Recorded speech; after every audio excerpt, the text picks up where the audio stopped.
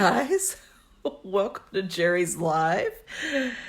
I'm your discombobulated host, Amy Gardner-Dean, and I do not even know what that was. I pressed no buttons. For some reason, it kept cycling through those weird little faces. I'm guessing you saw it. Anyway, okay.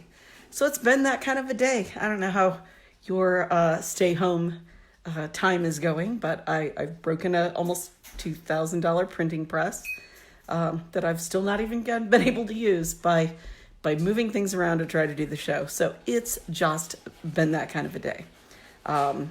So anyway, I hope yours is going better. We are doing JL 148 today. We're almost to 150, which is crazy. We are doing Linoleum Block Printing 101 with the LUKAS Studio Linol. They're really awesome. So we'll show you those in a little bit. So that's what we'll be doing today is block printing. And we'll use a press. We'll do some techniques by hand. We'll talk about materials. This is one of those types of mediums that really anybody can do.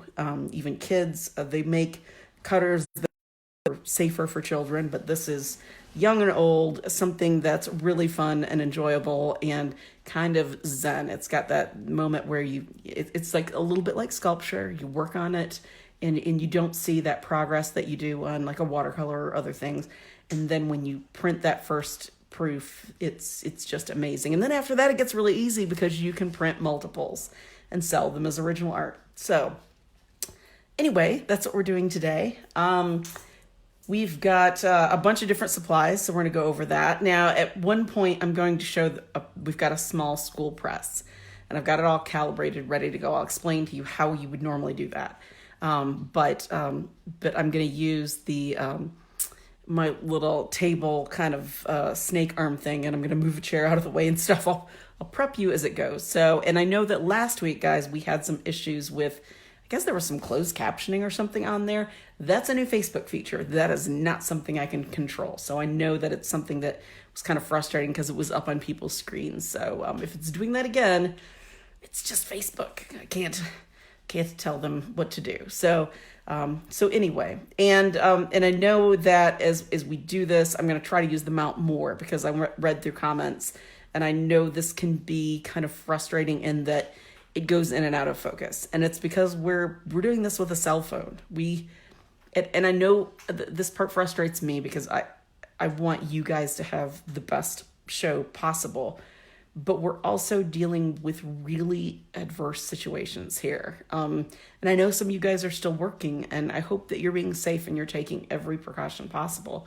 But I feel very fortunate and lucky that I work for a company that's willing to let me be here at the expense of this not being a high production value show. You know, we film in a real sound studio. We've got a green screen, 30 feet away from where we've got our set. We have multiple sets there. So you get 3 camera angles. You get like real film quality, mic and sound and they can change back and forth. So I know that that's something you guys are used to, and that's something that I'm used to. And this can be a little crazy because it's just me.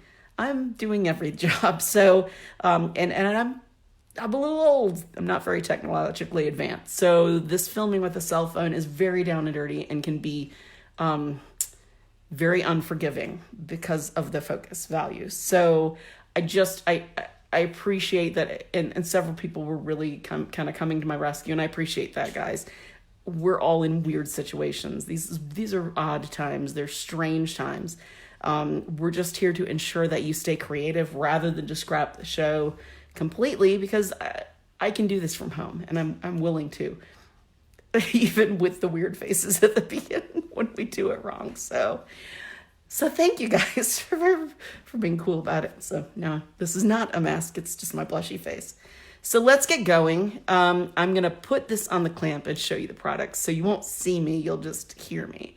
And we'll go from there. Okay. So let me get this pulled up, and let me also turn my screen on so I can see what you guys are seeing. Let's flip this around. All right. So we've got a bunch of stuff kind of everywhere here. and we're going to talk about it as we go. Make sure this is right on my thing. Okay, I know this is not focused on something in particular. I'm going to move this stuff down here so that I can see. I'm going to put this here so I know that's the top of where I'm doing this. All right, perfect. Okay, so let me put my comments on so I can maybe catch comments as we're watching. Alrighty, so block printing is really cool. This is based on woodcuts, and I'm going to show you a woodcut that my son did. And my son and his father are huge. Whatever the show is, where you know they're stuck in the camp. It's the Nazi camp for prisoners, and there's Schultz, and this is one of the shows that they enjoy watching together. So this actually is a woodcut print. This is not a block print, but it's based on the same thing. It's got the same kind of nitty-gritty, kind of cool little, you know, markings that come from parts that get a little bit of ink that get picked up as you do it. This was printed on a press. So this is just really cool, but it gives you the same type of resolution. I'm going to show you one that's a linoleum cut print and show you just that you're getting that same kind of a difference with, you know, it's really not that much different. You're getting neat lines, you're getting some of that residual inking on parts that have been cut away. Now, something to think about, and this was very cool, you know, I mean, obviously he's in college, he's going to school for this, so he caught this. Anything you do with this block printing, you're doing a mirror image copy. Just like when I use the phone and it's pointed towards me at first at the beginning of the show, you can't tell what my shirt says unless you're good at reading backwards, right? Same thing for these block prints. This is the block that is for this actual print. I'm gonna move my inking plate over here for just a minute. So that's my actual print. So you can see that you're doing reverse. So, and it's funny because I don't usually use text in mine unless I'm going to sign my name on the print, which is rare. So I don't think about it. And then the first, you know, I'll be working from a reference, and then the first time that I see the print, I'm like, oh, it's backwards. But that's fine. So that's something where if you want it a certain way, take whatever your reference is, put it on your printer and do a mirror image of it, scan it and do a mirror image and flip it, or your phone or whatever, so that you actually have it the way you want the print, and you'll be cutting it backwards, but then when it prints, it will print forwards, okay? So that's something to think about. Hogan's Heroes, yes, Luana, I cannot remember the name of that, but you were right, that is it. Okay, so that's what we're going to be talking about. We're going to be talking about doing these prints. We're going to be talking about the different types of blocks, the different types of tools that you use, some different types of papers, and then we're actually going to show how you'd be cutting with these. And then we'll show a hand-drawn print, and we will go ahead and do a one with a baron as well, and then one with the press too. Okay, so this is one that I've done. It's been a while. I used to do one every year in an edition of 20 to 30 and sell them, so that it was like a before Christmas fancier thing that I would do. So I'm going to show you a lot of Dane ones. Okay.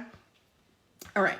So for the medium, the surface, the substrate that we're going to be using, not the paper, but the actual block, we've got multiple types of blocks that exist. Okay, and I've left the packaging on with some of them so you can see what's what. Okay, if you have arthritis, if you have maybe any hand problems, your dominant hand, you've had broken fingers or things like that, it's a little harder to grip things, you're gonna want to go with something softer. Now, I will say that the softer things give you some kind of differences in, I'm going to try to keep my hands out of the way when I do this until I point to something, because I think that will keep the registration with the camera a little better. The The softer materials do give some difference in how they ink, but as far as the cutting, if that's something that's a little harder on you, something like the Speedy Carve is wonderful. It is just it's like a big pink eraser. I mean, really, this is what the material is made out of. It's very similar. It's just ink. And if you've ever had like the white vinyl erasers, they do a version of that too. I already had this, so I knew that I could show that. Super easy to cut. It's super soft, super flexible, obviously. So, but also it's soft enough where it can get gouges out of it if you're not careful. Thrown in a bag and carried back and forth for just examples for stuff that's gotten roughed up a little bit. But this is the same material. This is just the pink version. The white might be a little softer. But if you've got issues where gripping and pushing for time is going to, longer periods of time could become troublesome, this is the medium that you're going to want to go with. Now I've got a block done with the Speedball, the Speedy Carve, and I'll show you that real quick just so you can kind of see an example on that. Let me get it with some of this other stuff that's on top of it. This is a print that I was going to do for the Pointer National. That was actually, I was supposed to be gone now and be at it.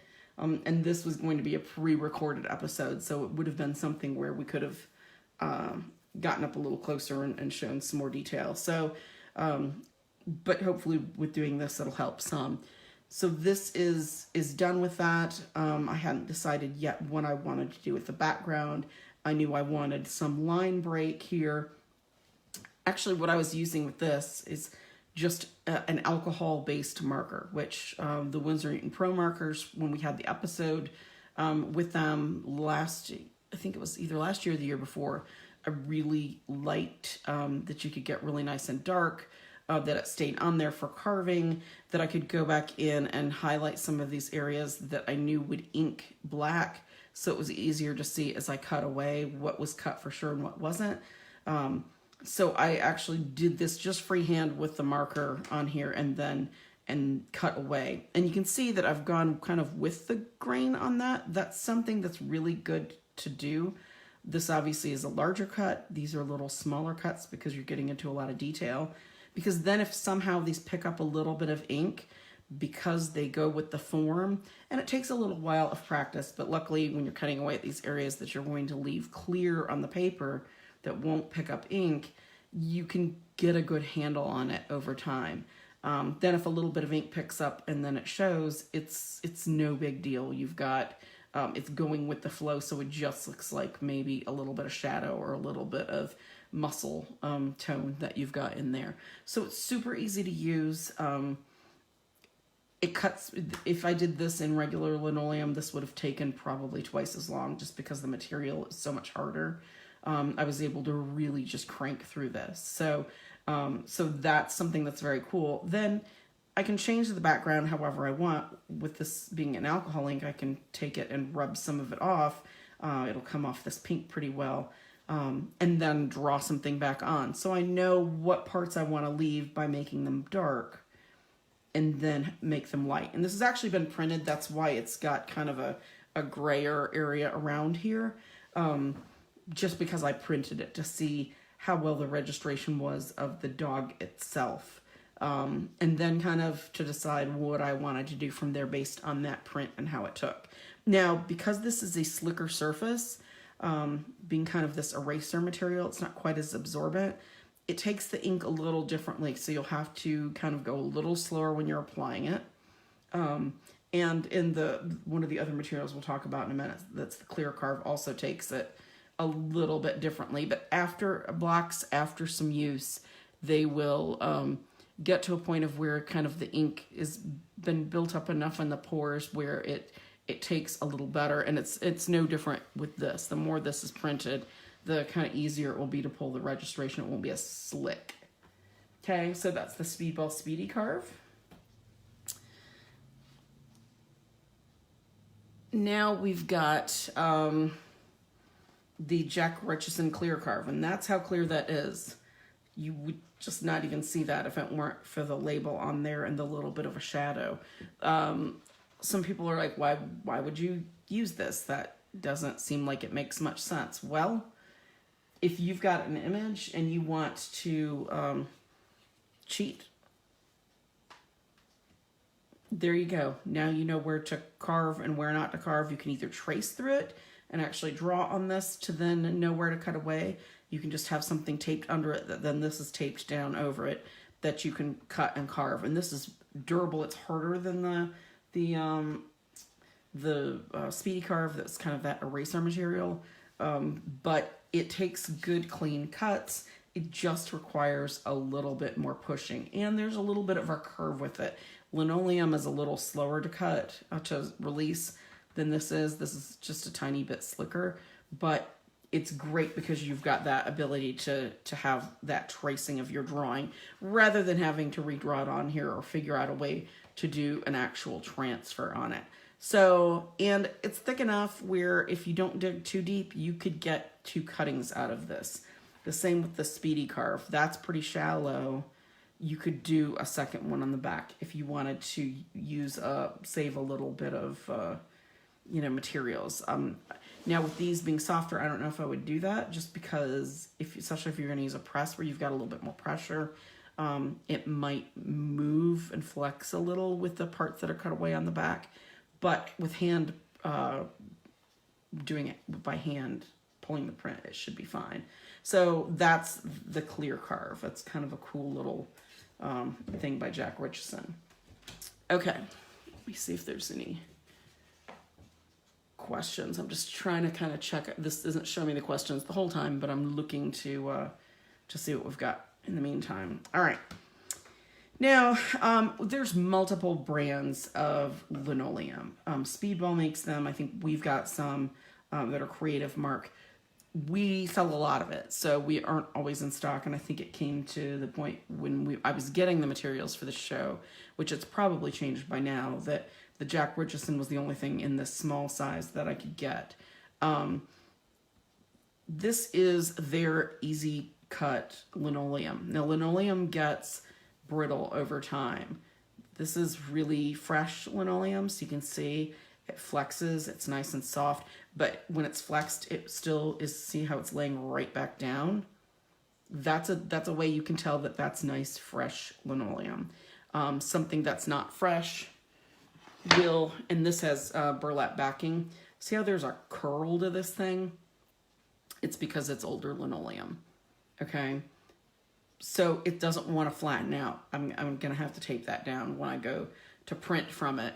But that was done months ago, and it's been out and it's dry. It's not been sealed in a protective plastic. If you get linoleum and you buy it online, keep it in a plastic wrap until you're ready to use it. Just check it over. You can see through the plastic.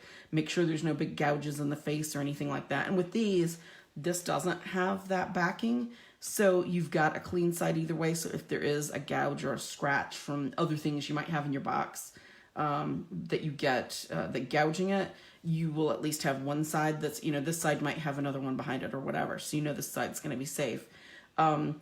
Keep it in there. That keeps it from aging as fast because it's sealed. Get it out when you're getting used to it, when you're ready to use it. If you have stuff that's been sitting out for a long time, just know that it's going to be drier and more brittle. So you want your tools to be a little bit sharper when you work with them. Just because dull tools can make stuff kind of crumble as you cut it with the linoleum. So this is a really nice piece of linoleum right here. So that's the Richardson Easy Carve. Now this is Speedball. Speedball's linoleum. This is the same as this. They were out of these at the time. That's unmounted, but they put this backing on it just to kind of make it a little bit more durable because this piece is slightly thicker from the Richardson. So it's a way of making it more durable but having it be thinner. They've put this on like a chipboard block. What this does is keeps it from doing that curving over time, especially with larger pieces, which is fantastic, especially if you're not used to cutting. It's a little bit sturdier, a little bit more durable when you've got it on your, and we'll talk about a bench hook in a minute for when you go to cut. it's more forgiving. Now they can kind of jab each other. If you've got these in a drawer, it can rub on each other. You want to make sure that they're protected on the face. But this is going to lend itself to a hand-pulled print, where you're actually doing it by hand, either by hand or with an item like a Baron, which we'll talk about in just a little bit.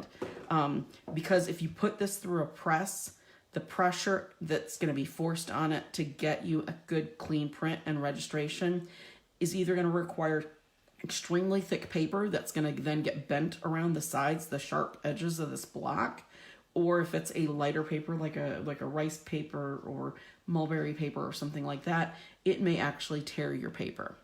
And you want there to be, and that's the one thing, I know this was his first printmaking class, and he's a poor college student and wanted to get as much out of this piece of paper that he was using was probably like an $8 piece of paper that he's done hand buckled down to a small size. But this is kind of a no-no in the printing world unless you're going to have this floated when you frame it, because you're going to need to mat this. So matting it, you're going to have a custom mat for the size now. And there's not enough paper for somebody to hold to work on this with framing. You want some excess so that if there's fingerprints and stuff, it's way around the outside edges, so it's not to have that hand oil and stuff over time get into your actual print here. So, and that's something that, takes several years of kind of printing, or somebody that tells you right away, drills it into you, like for this image, this is a better amount of side, because you've got some areas down here that you can grab to handle it without it getting close to your artwork. Okay. So that's something to think about when you do these blocks, is you're going to be pulling them more than likely by hand, okay, to get a good clean registration.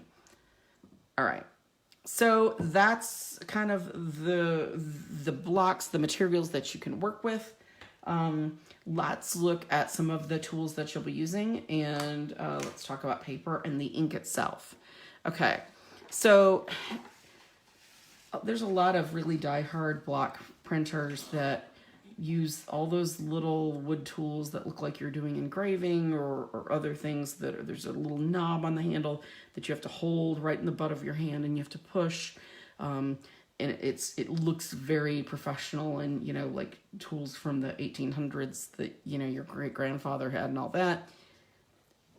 Yes, these are plastic and they look like kids' tools because they're bright and colorful, but these are what I've used to all the prints that I'm going to show you. And they get the same results as what wood carving tool ones do, and they're easier to manage. This handle is more ergonomic. It's really easy to hold.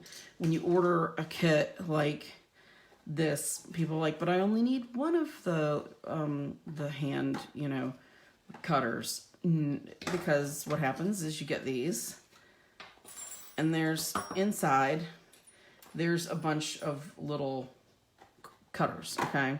And probably more are put in this because it seems like there's about 5 or 6. So it's a great place to store those. But these and they are interchangeable. You can take it out and put new ones in. These are sharp though. And the more you handle these, the more chance you're going to jab your thumb. And the more chance of these coming in and out, you might chip these little thin sharp points where you gouge out parts or make them duller from rattling around in a handle, right? So what I like to do is these come in a set. I keep one on each. Then I know the ones I use. This is a nice big one that clears the material really quickly. And I know the way I'm holding it's probably not going to be great resolution.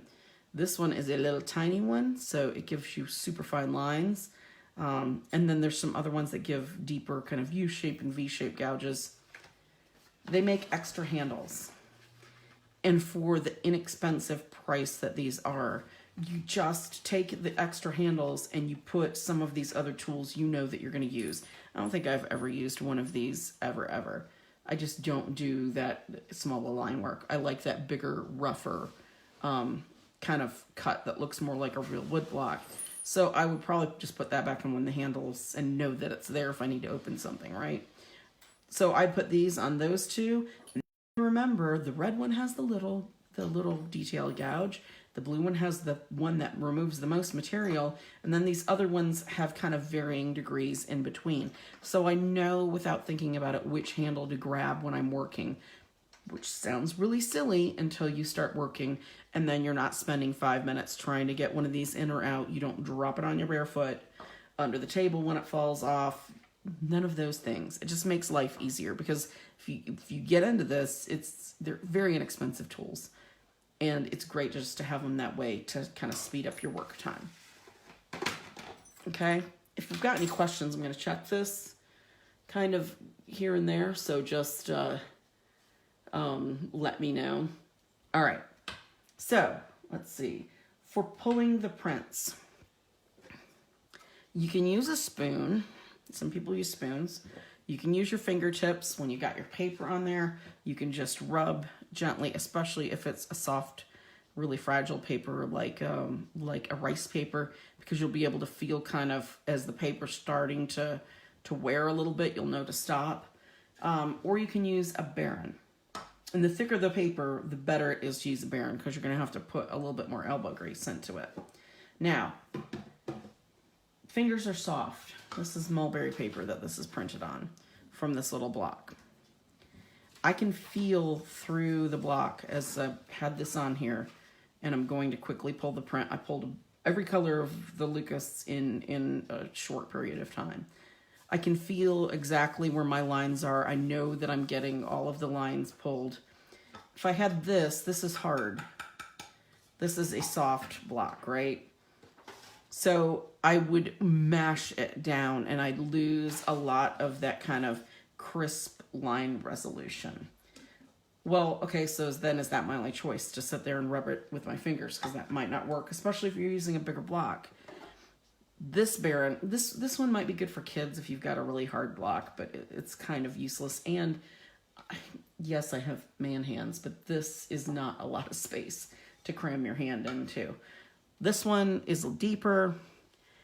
It's got a pad under here, and it's got like a very fine fiberglass mesh you can push it down. It's very soft. You can see there's padding on it.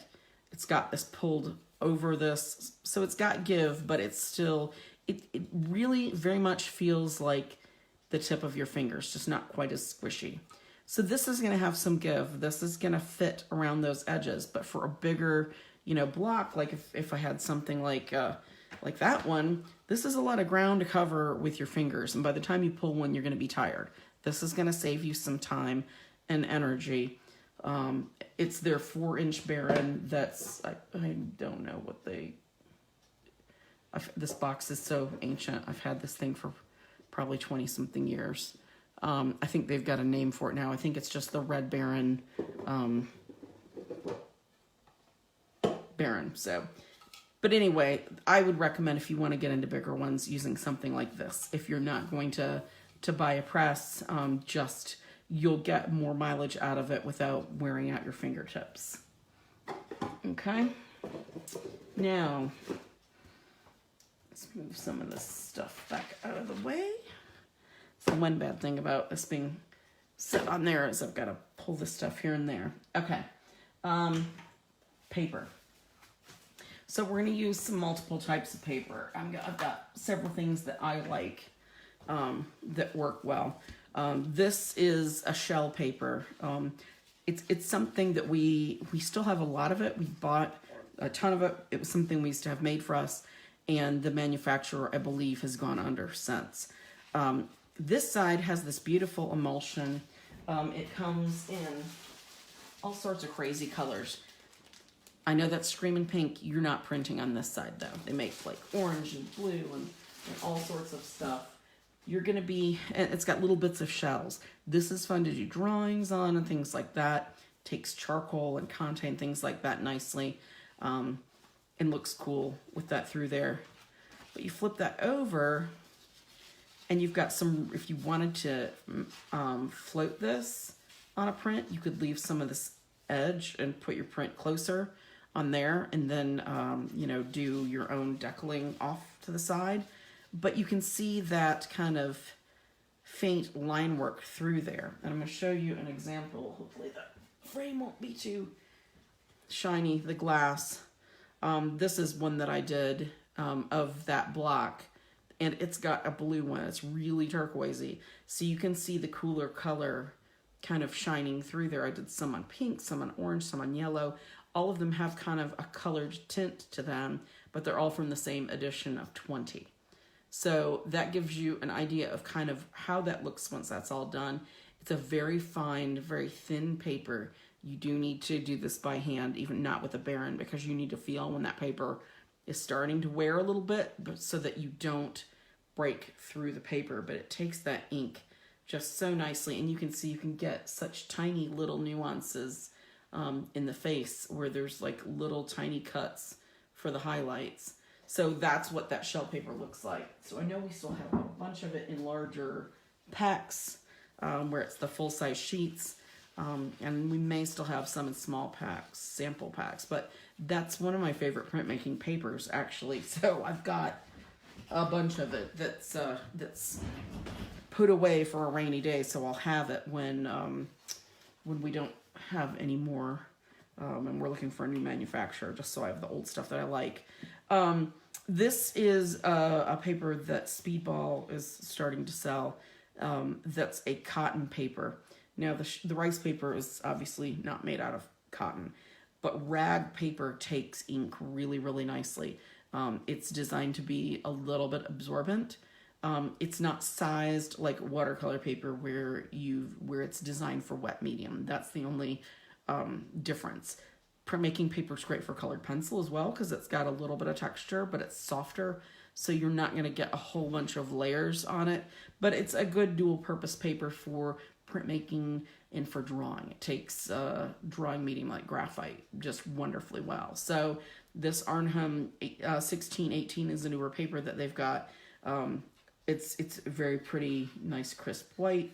It's got a good weight to it, just a slight bit of kind of a soft texture. So I know from feeling that and doing printmaking in the past that that'll make a nice print when we go to pull that.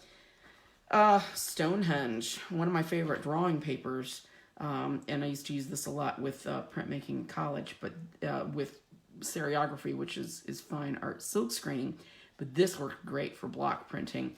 They have a light, which is a little less money, and it's a lighter weight, so it's 135 grams as opposed to 250 grams, so it's a lighter weight sheet, which works great for if you're doing hand printing. You can feel it a little better when it's taking the ink, and it works well in a press with, again, a flat piece of linoleum.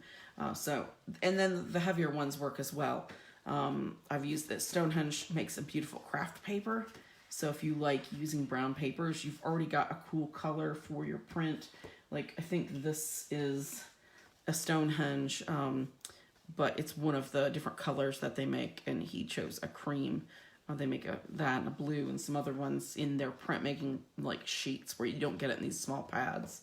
But that's a great paper for doing that. And they make some pale colors and stuff too in that heavier weight. But those are ones that we've got because we can use those. I got those to have here for this times because we can use it for colored pencil or printmaking or whatever. Okay, so then when we talk about brayers, a brayer is your tool that you're going to be using to apply the ink on. Now you can put ink on if you've got the palette paper, right, that you've got for oil or for acrylics or things like that. That's perfect. It'll work really well, and then you can throw it away when you're all done. But this is, there's different types of brayers, and this is something that you want to consider when you go to buy one. And strangely, this is like the lowest price student grade one, but it's my favorite one. They make different hardnesses of brayers, and there's reasons for that, because if you're going to be doing a plate or something metal that's not as soft, you don't want them to be squishy because it'll put too much ink in that, or you're doing etchings like on a poly plate or something like that. you want it to be a firmer plate. This I love is a squishier. You can see that's squishy. That's a nice soft rubber, which I feel is perfect for inking some of these softer surfaces, especially like the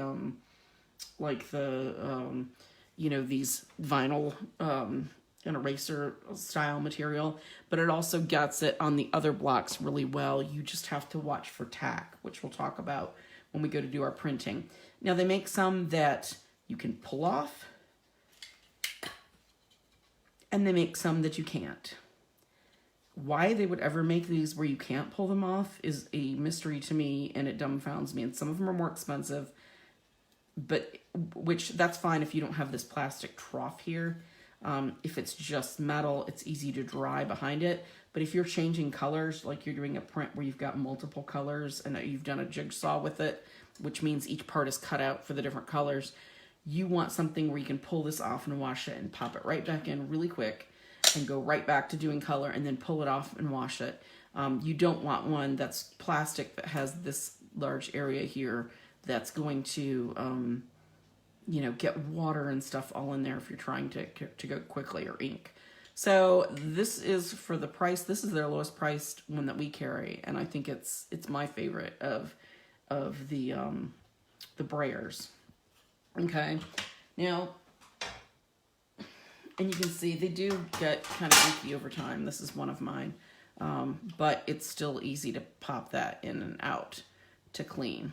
Okay, well loved, but well used, clearly. Now, bench hook is exactly that. If you've ever done any woodworking, this is something that when you're carving that keeps your stuff from sliding. It is a hook, clamps on your table, it hooks here to grab your block to keep it from sliding. So I'm gonna move the camera for just a minute, bear with me. So you can see where this edge is here, and then you can see up here. So if I've got, even with these taller pieces, this is going to keep it, as I'm cutting, from moving. If you need to do another side, you turn it that way, you turn it around, but you always keep that there. Now there's some that they make that have a V here, so you can always put a corner in there if you need to, but they're a lot more expensive and they're typically made out of wood. So this is just a very inexpensive bench hook. And you can also, these also, I have 2 or 3 of them, I think. I use them as an inking plate as well, so it keeps them from sliding all around. Michael Fleming said, mentioned the 100% cotton paper, the Legion Stonehenge, and that Arnhem 1618 are both cotton papers. 100% cotton. Michael, if you go to printmaking paper on the jerrysartorama.com website, it will pull up a bunch of printmaking papers. If you're doing fine art printmaking, always look for the 100% cotton, especially if you're doing any press work where it's going to really push the paper. You want it to be more durable. Okay, so this is a great little tool and something that I usually keep one just to do the ink on, because I can then take this and go rinse it rather than have a paper that could pop up from the palette paper, and then I can have the block right here as I ink it. Okay, so let's talk about ink really quick. Just put these bunch hooks up here out of the way. All right, so LUKAS makes a printmaking ink, just like their acrylic liquid watercolor, or excuse me, liquid acrylics, but it's got this purple label, so that's kind of how you know if you've got it in the studio which is which. This is something that for some reason nobody has ever thought of before. They always have tubes and you've got to squeeze it out, and it's slippery and it's messy and it's got that twist on and off. This just pops right off. It's tight because I crammed it on really hard, and you can just squirt out what ink you need, which is fantastic. It's the easiest to not over apply, to apply the perfect amount that you need for your thing. And they've got a whole bunch of colors. What I did was got the set of 6 So they've got kind of your typical paint colors that you always have, right? The white, they've got burnt sienna, ultramarine, lemon yellow, vermilion red, and then a black. Okay, so it gives you the ability to, this is probably all the ink you're going to need unless you're just printmaking constantly. It gives you the ability to make some custom colors if you want. You've got a nice kind of a pretty brown, and these come out really nice. I printed one of these earlier to calibrate the press, and this is with that burnt sienna. Look how beautiful that color is. I've only ever really, up until recently, printed with black only, and that is just juicy and beautiful. Nice, beautiful color. Printed this, I guess about 4, perfectly dry already. Yet, and the big thing with this is I've never had a printmaking ink that cleaned up quickly or easily, where you weren't scrubbing your block. It took forever. You're getting it everywhere. It's rolling around to the back side of your, if you've got a thin piece of linoleum or a wood block, it's getting in there. This, you can just literally turn your faucet on high, stick it under there, and it rinses right off. If you have to rub it real quick with your fingers for just a second, that is all that you're going to have to do, which sounds like, okay, that wouldn't print very well, because if it's washing off that fast, surely, that's not going to print that well. But I'm here to tell you that it prints fantastically, and these are the colors. We're going to go through them just really quick. Feast your eyes on, and I don't know all the names. I didn't think to write them down, and I don't have them here, but this is, I'm going to put this here. It's kind of a magenta color. This is a darker red. I believe this is that vermilion that we just looked at. I'm going to put these over here so we don't see the color through it, because this mulberry paper is pretty thin. There's an orange. There's that yellow, that lemon, or excuse me, this is more of kind of a sunflower yellow. But you can still see it pretty well. Here is that lemon yellow. There is a beautiful green, nice spring green. There's, whoops, that really pretty, kind of like almost a viridian. That is definitely probably our ultramarine. Or cobalt maybe. That's just beautiful. I think that's my favorite color of the colors that they've got. That's their darker blue. Then there's that burnt sienna. Then there is the black. Okay, those are all pulled from the same block, so you can see really easily what the what those colors are. Printing ink, this is acrylic. It's not oil-based ink. That's why it's just water cleanup. You can use soap if you need it, but that's, if you let it sit on the block for a while. But these are not oil-based, which with the linoleum is something that you want to consider. There are oils that are, some of the speedball oils that people use that are oil-based, that will clean up with soap and water. They made them kind of like a water miscible, and that's all fine and good. My thought is, number one, you're putting oil on linoleum, which can, I know linoleum is kind of impregnated with oil anyway, but I don't like that long term. And then also you're putting oil on a cotton paper and it doesn't have any priming between it, right? And we all know that if you're going to use oil paint on paper, because of the drying oil part of it, that that's acidic, so you would want that. So that's why if you can get the water base, I like that, because anymore that's going to be just as light fast and long-term archival as an oil base is. Ink is going to be, it's if you're printing on stuff like metals or doing stamping on things like that, where maybe you need that oil to adhere to that surface really well.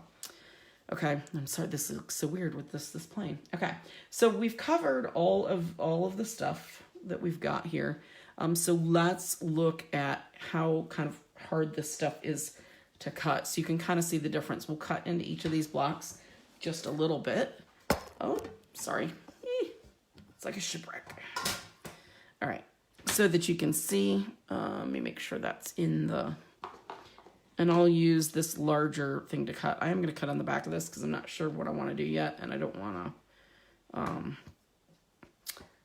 take, ooh, I did dinged that good. I'm sorry about that, guys. Okay. You know what, though? I want you to see some of it. I'm just going to do it on the back. Okay. So here is the fine cutter. I've got the fine cutter and the largest cutter, so you'll be able to kind of see that difference in the two. Okay, I've got that firmly against my hook, against my table. It just takes very little pressure. I hold it like this because this stuff is so soft. If you push like that, that's going to go taking off. But you can see, you know what, might be easier if we do this for you guys in case the... Let's make some of this like that so you'll be able to see as I'm taking this off.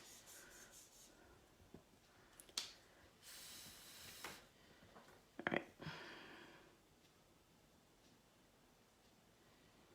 You can see how easily that cuts though.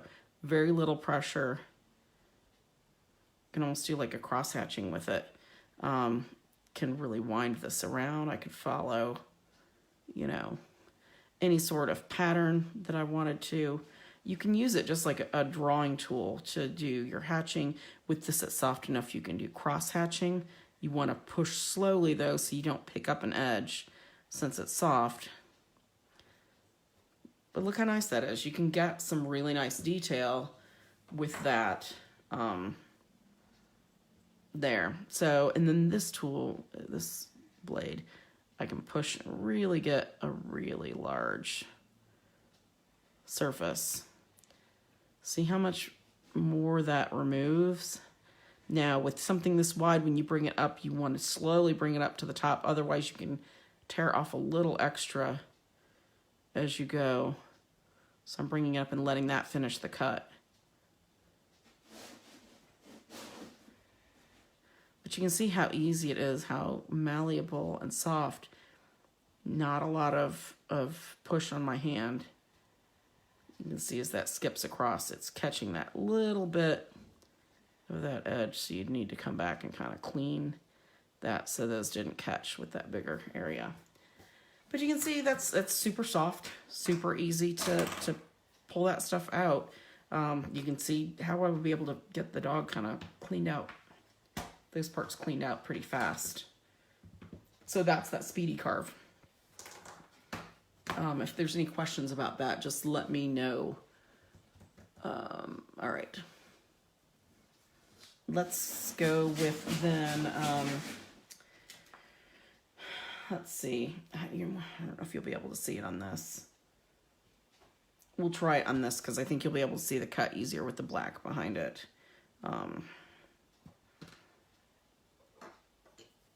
Now this is that Jack Richardson clear carve. It cuts pretty easily. It's just slick. You really have to hang on. And we did a printmaking show maybe in our first year, so I'm thinking probably 2017 when we moved to the studio that we're in now. And we actually did a carving with this. I'll see if I can find a picture of it, if I've got one somewhere. Now this is harder, so I'm actually having to put a little bit of pressure on the back and go a little slower to control how much it's taking up because it wants to skip. But you can see that's taking up the material too. It's not hurting my hand by pushing, it's just I'm kind of guiding it along to make sure it doesn't go off on a tangent kind of on its own accord. Okay, yeah, good. You can see on there. But you can see that and you can go across the sections. So you can do some cross hatching, like some of these. I'm trying to see if I've got one that I've done cross hatching on. Oh, I think this one follows line work. I think some of my earlier ones I did more cross hatching on. Anyway, you can use it like you would a drawing tool, only with this, any part you're cutting away is going to be where the bare paper is, okay? So something to think about. So if I've got a drawing under here, if I've got, you know, the big shell under here, and I'm cutting away, I'm cutting at the parts where I want that white to be. I'm not cutting at the parts where the lines for the black are going to be, or whatever color I choose to. I'm only cutting where I want the white of that paper to show through. So anywhere that cuts, that's not going to take ink. Okay, it's not like etching where wherever you're actually scratching pulls the ink in, and then that's how it gets on the paper. So this is a reductive type of printmaking. Okay. All right. Somebody asked about both sides, if that could mess up the second side. This is still pretty hard, unless you're just cutting off most of it. I think that you would not, I can't feel that pushing down. So I think something like this, since it's much stiffer, with the speedy carve, if you're taking like this, if you're taking large amounts of that off, you're probably going to feel it when you push. I can feel the give where I cut it off before, because it's a large area.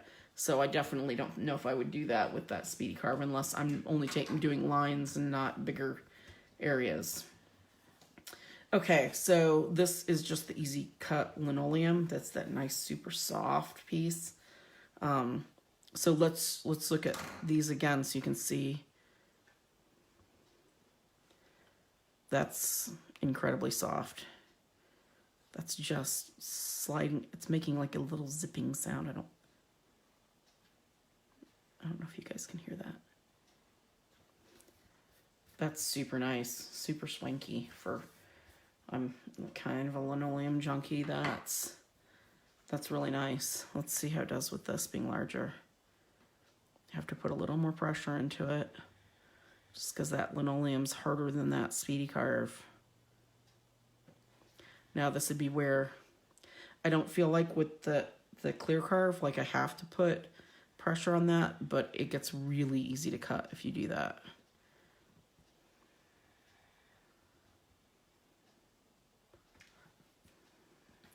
Let's see how well it holds it coming across in comparison. Oh yeah, so you don't have to go back and clean that up like you did the on that pink speedy carve.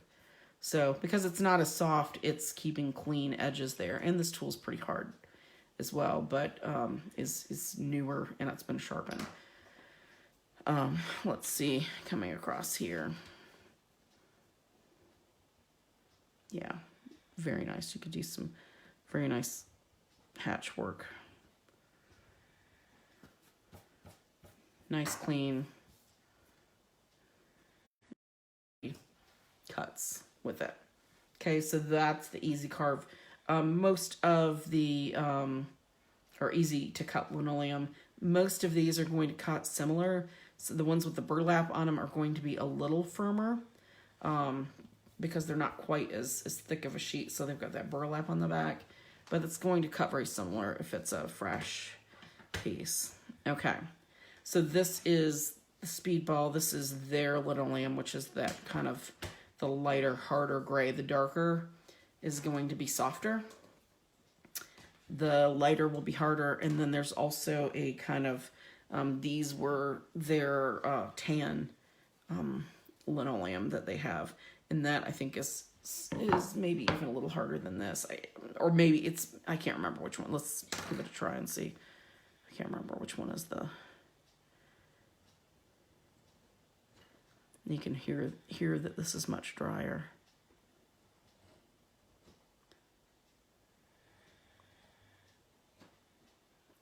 If you can hear it over the snore of the Great Dane. in the background. She was out playing with her friend. It's a little harder for you guys to see the cuts, I would imagine, because it's a lighter color. Let's see if this larger one's easier.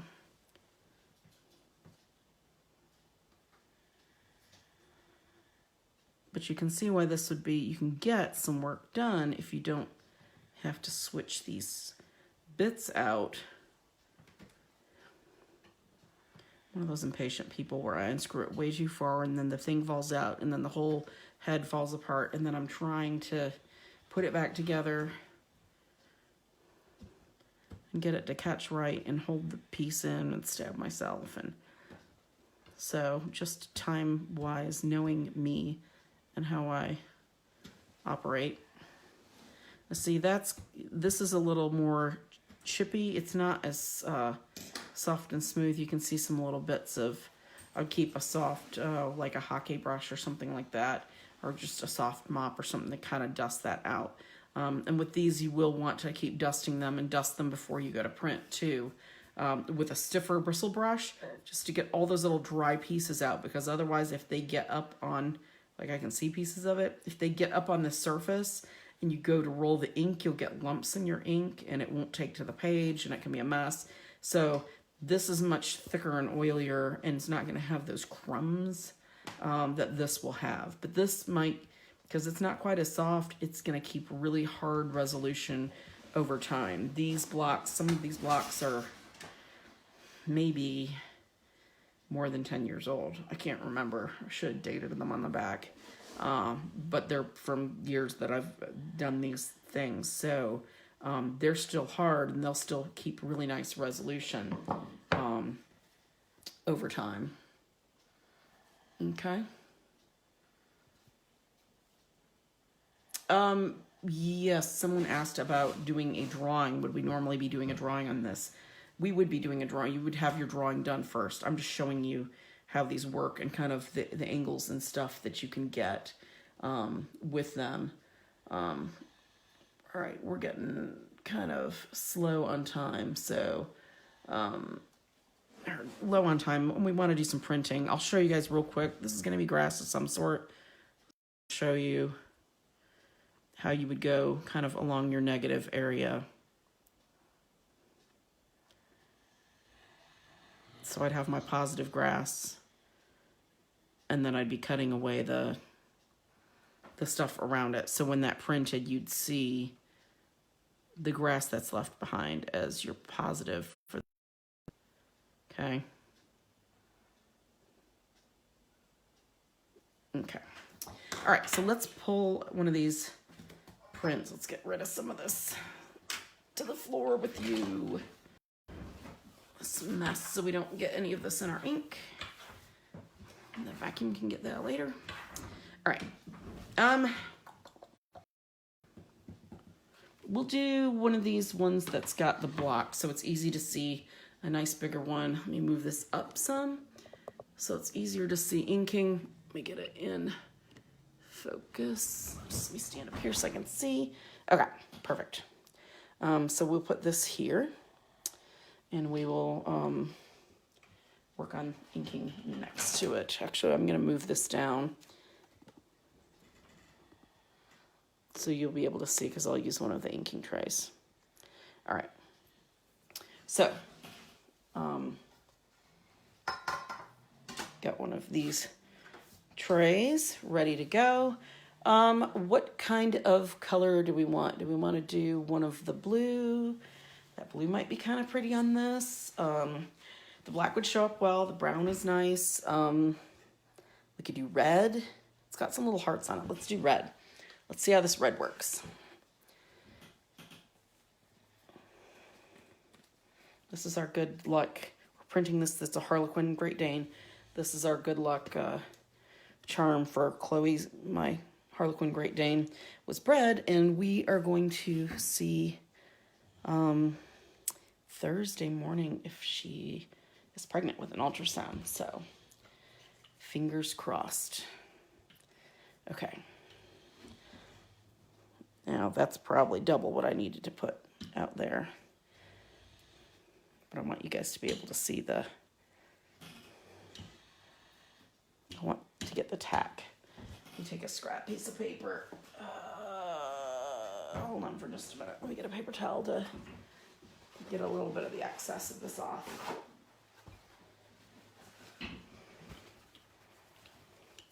All I'm doing with that scrap piece is just rubbing that excess. There we go. There, our tack is starting to listen to the sound.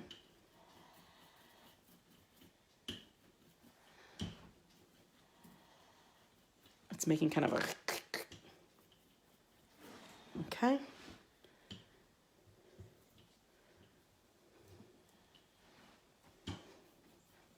Everywhere that you're seeing that ink take is what you're going to see that printed image.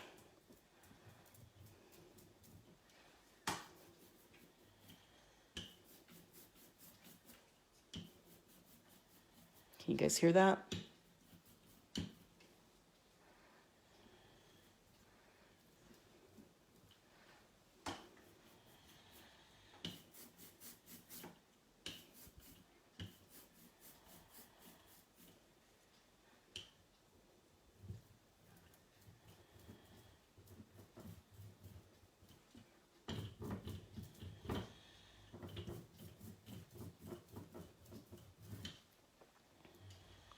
Starting to make that kind of a,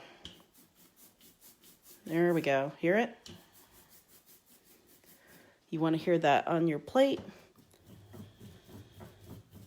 I can hear it on my block as well. That's what we want. Okay. All right. So to make sure we've got time for the press, I'll show you by hand kind of how you would do this, but we'll actually use the Baron too to make it quicker. Set that out of the way. We're gonna move this back to the center and lift this up so you've got a little bit more room to see. Okay. All right, let's try some of this. Well, we're gonna do the Arnhem. We're not gonna do the rice paper just because the red's gonna look weird with the orange background to it.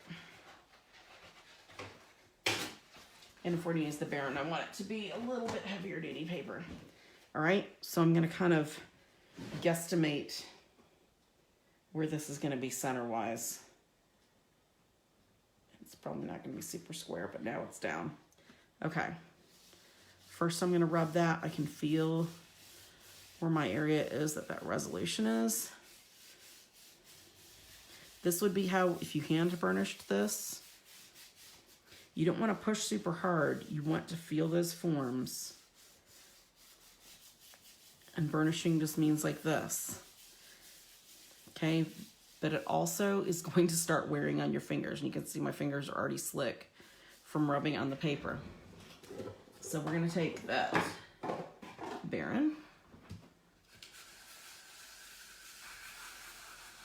Now I can kind of feel where that edge is. I don't want to push too hard because I don't want my paper, since this is on a block, so it's got a sharper edge, I don't want that to push up and through.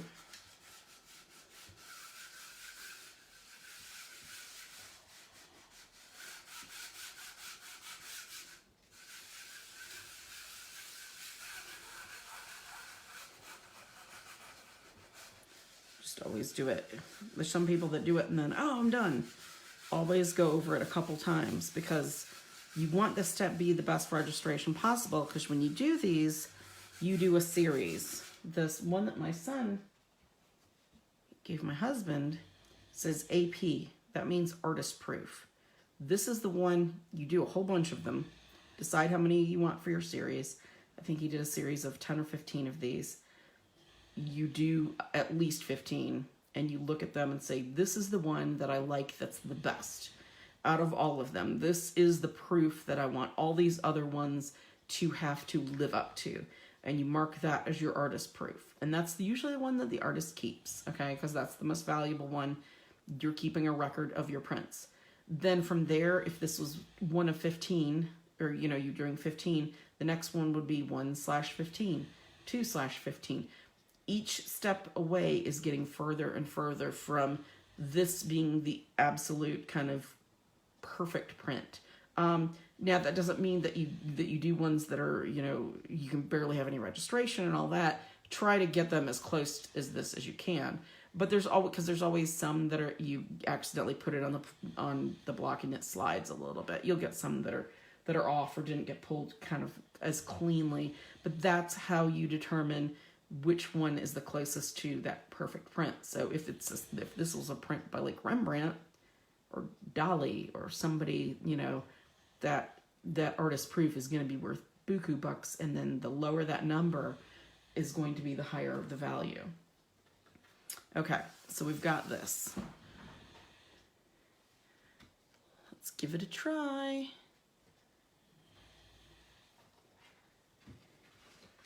Oh, perfect. There we go. Now you can see this is the first time this has been pulled, and I don't even know how long.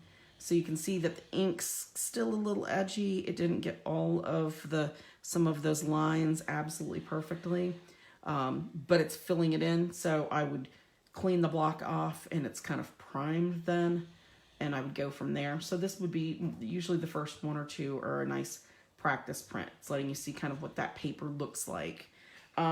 Let's really quick, since it won't take that long, even though I don't like this orange, we're gonna do one of these since we've got that red ink out, and we'll do a different color for the other one, and we'll just show you what that looks like with hand burnishing. Just check the time. We're all stuck at home, right? We got time. You can always come back and watch it later if you got dinner to make. And again, thank you guys for putting up with our with doing this with a phone. We're all in the same boat, and it's frustrating. I wish this was giving you, you know, the in-studio stuff, but just that social distancing is a real thing. And we don't want to lose anybody or have anybody sick where it's going to delay when we can come back, us being able to really come back in full force. Okay. I feel that's a lot drier this time. Okay. Setting this aside again.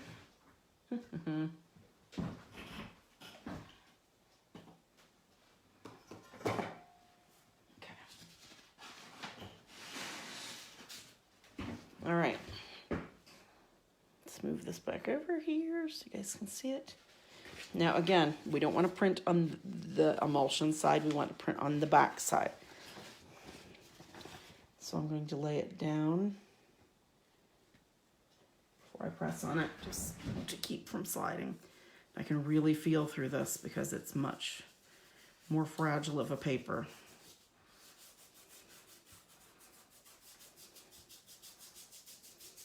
And I can actually start seeing some of that color pull through. I can see where the dog is. I don't know if you guys can faintly see that.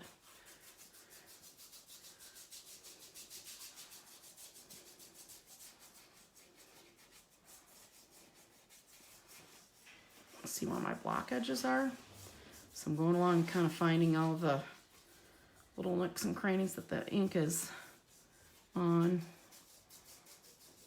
It's very thin paper. You can see that ink blooming right through that little bit. So we don't want to rub too hard because that's really soaking in nicely. But we don't want to rub not enough either to really get that. Tell that's one of those little hearts. I inked that pretty fast, so didn't really check to see how well the block got inked because I just wanted you to see with this being hand burnished in a very fine paper, kind of how you need to manage this. All right.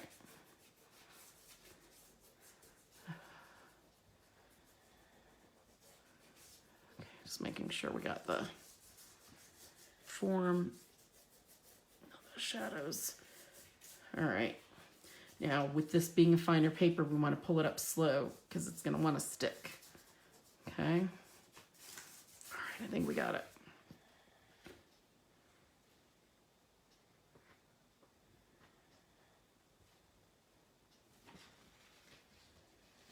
Nice. See how delicate that looks by comparison? I can tell that I didn't ink it quite as hard with that second application. You can see how much shinier that is. But this is also very porous. It's a very, very soft paper. So a paper is going to give you as much of a difference in look. You know, this almost looks antique versus this is a little harder kind of edge line. And that softer brown kind of, you know, gives it a different feel as well. So you can really kind of see those differences of the two. Okay? All right. So let's figure out how to move this around. I think we're going to ink our block down. We're going to use for this, wash that off later. Since we're doing the press, we need a nice flat thing. And we're going to take this down. Let me get my other brayer. Get my other inking tray. If anybody's got any questions, go ahead and shoot them on there now. I'm going to have to stand to do this part when we do it. And I'll turn our camera around.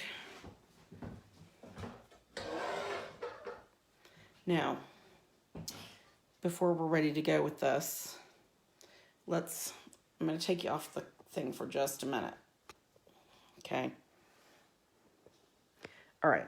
So this is our press. And this could get kind of bobbly as we go, but just bear with me because I want you guys to see it. So we've got different components to this. I'm going to move this. This is our press here. I've got a wood base that I've made for it. This is the Creative Mark Student etching, and I think it's just called an etching press, but it works great for linoleum blocks. It does not come with a base. You want it to be have a base so that you've got a one-hand experience with cranking it through. Otherwise, you're kind of trying to hold it and push the plate through and crank it, and it just doesn't work. So this is the press. It's calibrated. All I've done is I've got a stool because I knocked my other press off my cart that I have it on. So we're just using this stool. C-clamps, you don't want it to stick up too high because then it'll interfere with the press. So the C-clamp is lower than the bed is going to be. It's just a piece of, it's like a 1x6, maybe 1x8. And then a couple pieces of 2x4. It has holes here, so I just got hardware and bolted it through. This is the handle. It affects that roller there that's got the texture. And that's what pulls that bed through. Okay? That's the bottom roller. This is the top. Is just designed to roll with it as it goes. That's what's applying the pressure as it slides through here to get that print rather than you actually rubbing it, okay? These you're going to, loosen and tighten. I've got it calibrated, so I don't want to move it. To get it to the point of the thickness of your block with that bed on here, okay? With your piece of linoleum, try it first before inking, and with your felt, okay? You have to have this. This helps apply soft pressure to your block. Now, if you're going to be doing etching, there's all sorts of etching with like the poly plates and stuff like that now where you don't have to do the metals and use acid and all that. You can just scratch the design in and ink it. And wipe the excess ink off and do the press. You run it through the press, you're going to need 2 of these felt blankets at least. You're going to need, they usually, with my big press, I would use a pusher and a catcher blanket, and then one that's put right directly on the back of the paper because you wet paper down when you run it through for etching because the wetness presses that ink in the scratched areas up into your print. That's not the type of printing we're doing now. So no one's head needs to explode. This is very basic. We're just doing the block itself, and one felt will work for that fine. Now what I did was I've got registration marks because this press will only do to a certain size, right? I think this is 6 by 8, 6 by 8. So I've got this so I know where that's going to go before I'm even going to put that in, okay? Right there, and I'm going to take a piece of tape, maybe, with one hand, to keep that, since it's kind of bowed over time. Hold on, I know I can do it.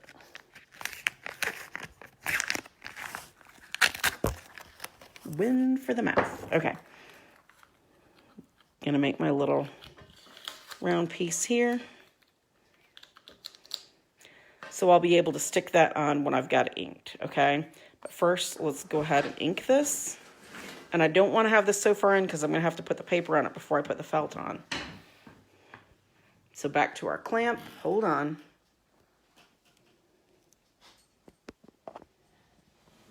And this will be the last thing we're doing. So we'll be done with this soon. All right, and we'll swing that clamp around.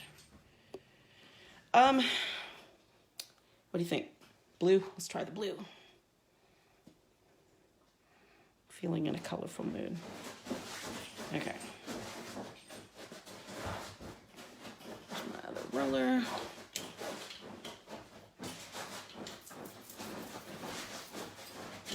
Sorry, that is a dog that's uncomfortable who's trying to find a comfortable spot on her bed. Okay, you can hear that tack nice this time.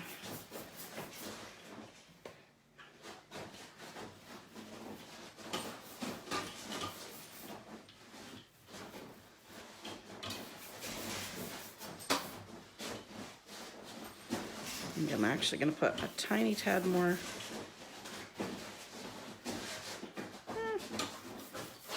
Now I did put a signature here. Remember, it's backwards. I put just a little more ink on. This feels too dry on my block. I don't want much.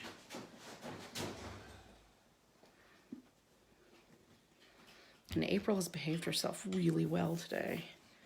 April usually interjects her displeasure with everything in the studio, but she may have gotten a peanut butter pretzel before this started, which someone asked if April was a child. April is a sulfur-crusted cockatoo that always is offering her opinion. She was an art critic in her former life. All right. That's sounding better on the block. I can hear that tack. I can just see there's a small spot that didn't get as much of it as I want.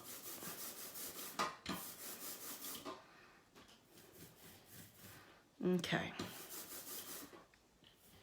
I think that's going to be good. Okay. We got this ready to go. Hold it. We're going to swing you around. Let me put this on the press and then we'll swing you around, because I don't think I can do both at the same time. Okay.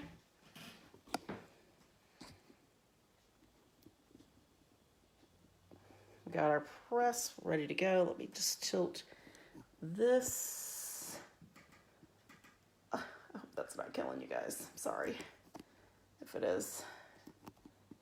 Okay. There we go. Okay. Let's get, we're going to use some of the, I'll move a light over too so you can see a little better. Going to use a piece of this Stonehenge light. That's the Legion paper.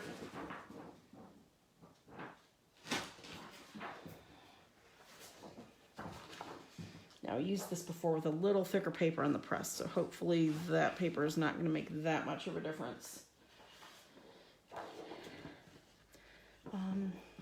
It's kind of big.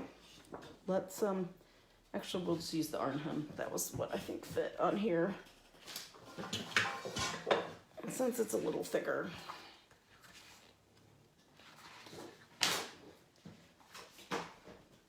All right, so I'm gonna put this down. Once you lay it flat, don't reposition because it's already touching the ink. I'm gonna put this felt through here. Pull my plate back just a little. I've got it caught with my leg here so it doesn't slide.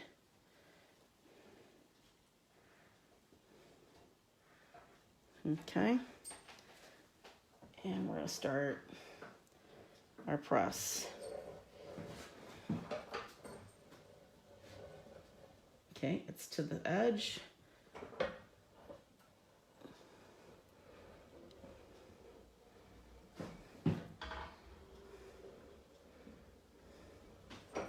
Okay, I can feel it released from that block. Slide it down so you guys can see the reveal. There we go. All right. I'm going to pull this through because it's off the block, so that's not affecting it. But I just want to keep my hand under this so it doesn't fall.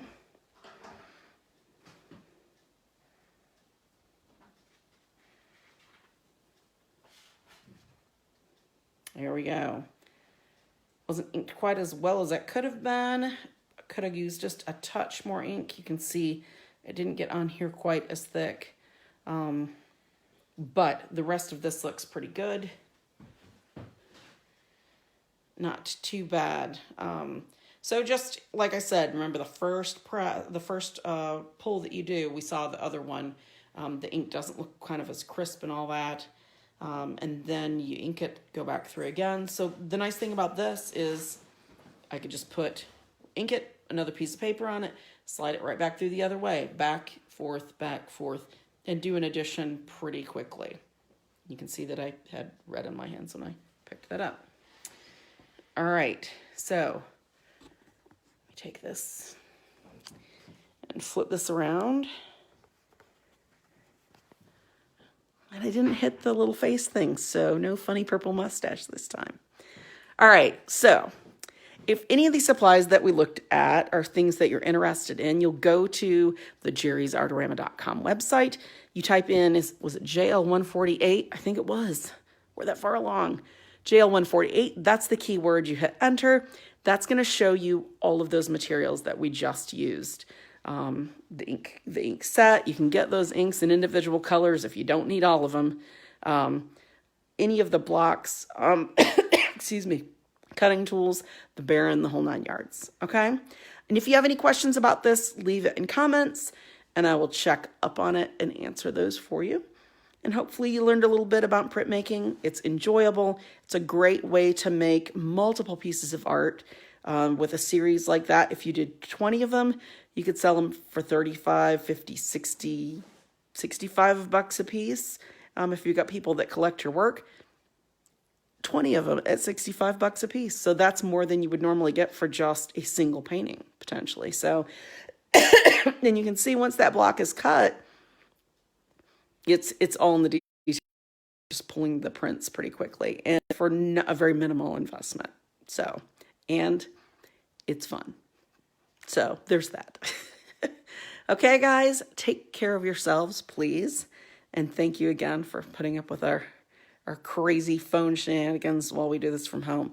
And we appreciate you being really cool about us being able to stay safe too. Okay. Next week we are doing, I believe it's either watercolor pencils or color pencils. I can't remember which. So I know the next 2 weeks we're doing different things. I will post in the group for sure. I don't have the list right in front of me. But the watercolor pencil set is something for that it's a very inexpensive set. It's just a set of 24 colored pencils. It's a tin of cool postcards, so you can maybe make some art and send it to friends in this time. Cheer them up a little bit. So, and winners. Almost forgot the winners. We've got our winners really quick. Okay, so she said the contest form has okay. So the contest form got she can't download them to get into the galleries. So she said that we're having technical difficulties with it and we'll post it on Facebook and in the group just as soon as she's got the ability to do so. Okay. That there's some sort of weird outage going on with the site that we use to host those images. So, so that's fine. I know there's 3 winners and I really liked all 3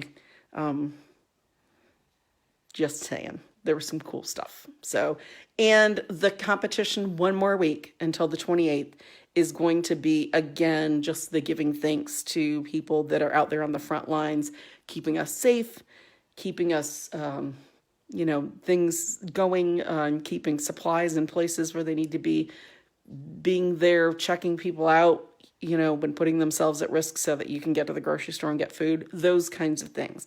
So definitely you can still enter that through next week. $500 e-gift card first place, $250 e-gift card second place, third place $300, or excuse me, $100. 500, 250, 100. Been a long day. So, all right. So thanks guys for tuning in, and we will see you next week with Barry's Live again on Thursdays and Sundays, 5:30 Eastern Standard Time. Still doing art at home for fun here with me in the studio. So you never know what we're going to do next. Tune in for that. We'll see you. Take care.